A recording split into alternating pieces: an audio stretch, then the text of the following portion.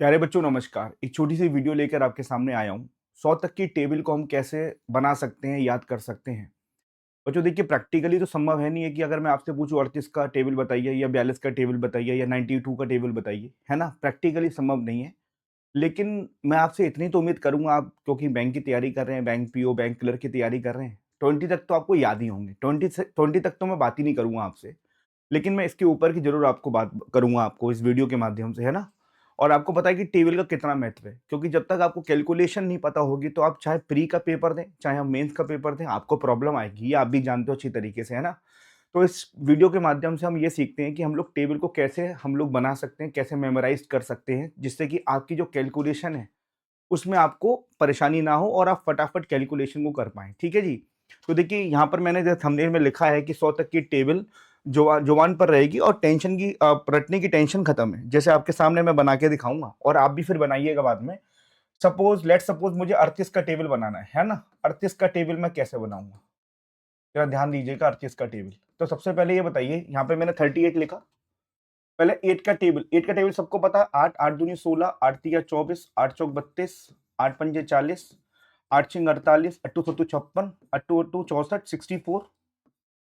ये आपका 72 आ गया, ये आपका 80 आ गया। 3 का टेबल सबको पता है। 3 एकम 3, 3 दूनी 6, 3 तिया 9, बिल्कुल बगल बगल में है ना। 3 तिया 9 12, उसके बाद ये 15 हो गया, उसके बाद ये 18, उसके बाद ये 21, उसके बाद ये 24, उसके बाद ये 27, उसके बाद ये 30। ठीक है ना? ऐसे आपने अलग अलग कर दिया। अब इसको आप कैसे लिखेंगे? अब ये तो 38 है ही ऑलरेडी, ये तो 38 है ही ऑलरेडी, है ना? अब इसको कैसे लिखेंगे, इसको कैसे लिखेंगे, ये सारी चीजें मैं आपको समझा रहा हूँ इस वीडियो के माध्यम से। बहुत फायदा मिलेगा आपको कैलकुलेशन में, जरा ध्यान दीजिएगा। जैसे अब यहाँ पे 6 लिखा हुआ है, यहाँ पर 16 लिखा हुआ है, तो ये देखो, यहाँ की यूनिट प्लेस लेनी है।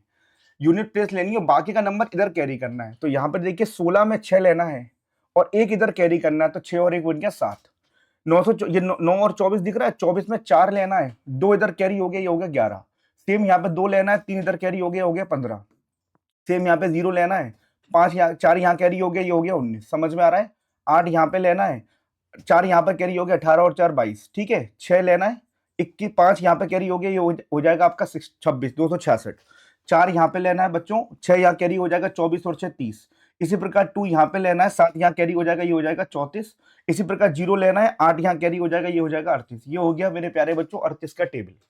ठीक है, तो इस प्रकार आप बना सकते हैं। जैसे रैंडम मैं आपको बताऊं, जैसे आपको जरूरत पड़ गई 42 इंटू 7 की, आपको जरूरत पड़ जाए, मान के चलिए 42 इंटू 7, तो देखिए सिंपल करना। 7 दूनी 14 और 7 चौक 28 लिखा आपने। 7 दूनी 14 और 7 चौक 28 लिखा आपने। यूनिट प्लेस लेना है केवल 4, जो बचेगा वो कैरी करना है। तो 28 और 1 कितना हो गया? 29। 28 और 1 कितना हो गया मेरे प्यारे बच्चों? 29।